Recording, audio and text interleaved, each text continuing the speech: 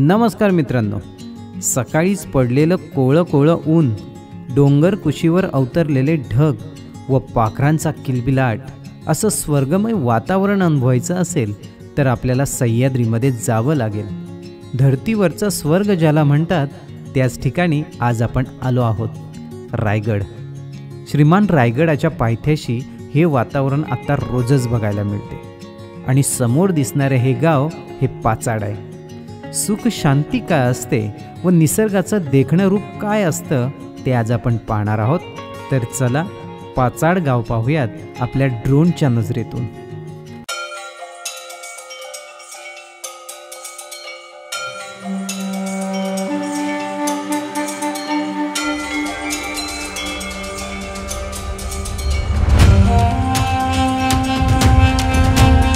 पाचाड गाव आठवलं की आठवतो तो पाचाडचा राजवाडा, राजमाता जिजाऊंचा सरता काळ व श्रीमान रायगडाच्या वाटेवरील चौकी पहारा। ऐतिहासिक महत्त्व प्राप्त करून देणारे हे पाचाड गाव अतिशय देखणं आणि सुंदर आहे। शिवाय श्रीमान रायगडाच्या पायथ्याशी डोंगर कुशीवर असल्यामुळे ते तेवढेच निसर्ग सौंदर्याने नटलेले सुद्धा आहे। आम्ही 3 दिवस या जागी मुक्कामाला होतो। सकाळी उठल्या उठल्या खिडकीतून हे देखणं रूप आम्हाला रोजच बघायला मिळत होते। रायगड किल्ल्याच्या पूर्व व उत्तर तटावर दूर दूरपर्यंत पसरलेल्या धुक्याची एक जाड चादर, त्यातून मध्येच वाट काढत जाणारे पक्षी आणि सगळ्यांच्या वर अवकाशात उगवलेले सूर्यनारायण। आहाहा, काय विलोभनीय दृश्य होते ते।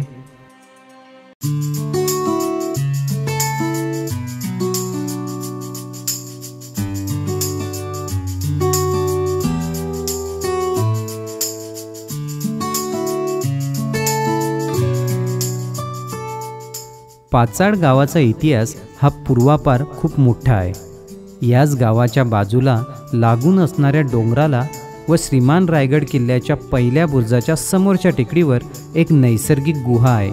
ही गुहा आपल्याला थेट अश्मयुगीन काळात घेऊन जाते। या गुहेच्या निर्मितीचा कालखंड हा खूपच प्राचीन असून तिचे धागेदोरे अश्मयुगीन मानव वस्तीशी आहेत। त्यामुळे या प्राचीन व पुरातन भागातून फेरफटका मारताना आपल्याला मनस्वी आनंद होतो व तत्कालीन इतिहासाची आठवण करून जातो।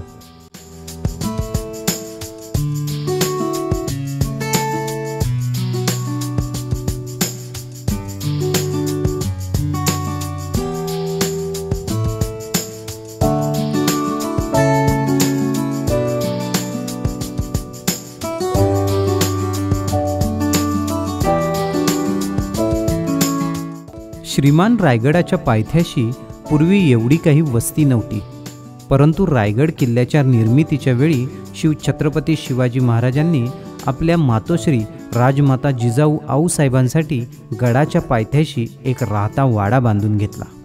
कारण श्रीमान रायगडावर वाहणारा सोसाट्याचा वारा व रात्री पडणारी बोचरी थंडी ही आऊसाहेबांच्या उतारवयीन प्रकृतीला मानवत नव्हती।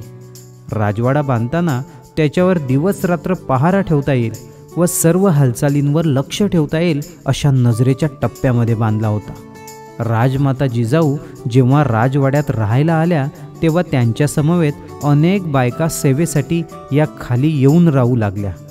वाड्यातील विभिन्न कामांसाठी नोकर चाकर मंडळी येथे येऊन राहिली आणि त्यांनी वाड्याच्या शेजारी झोपड्या बांधून ते राहू लागले।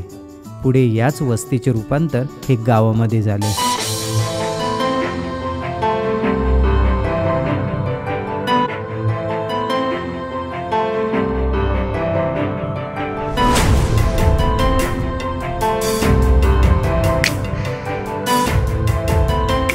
पाचाड गावाला लागून असणाऱ्या छोट्या टेकडीवर बसून हे वातावरण आपल्याला तासनतास अनुभवता येते। सकाळी लवकर उठून 7च्या दरम्यान आपण पोहोचलो की 10 वाजेपर्यंत असे वातावरण तिथे राहते।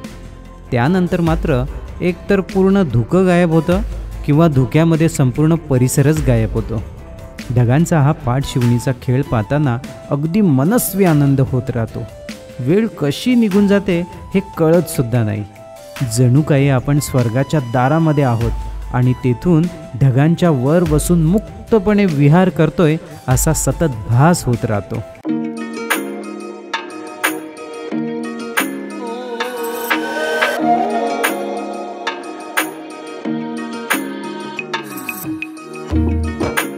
अशा प्रकारे मित्रांनो, आज आपण निसर्गाचे हे देखणे रूप पाहिले.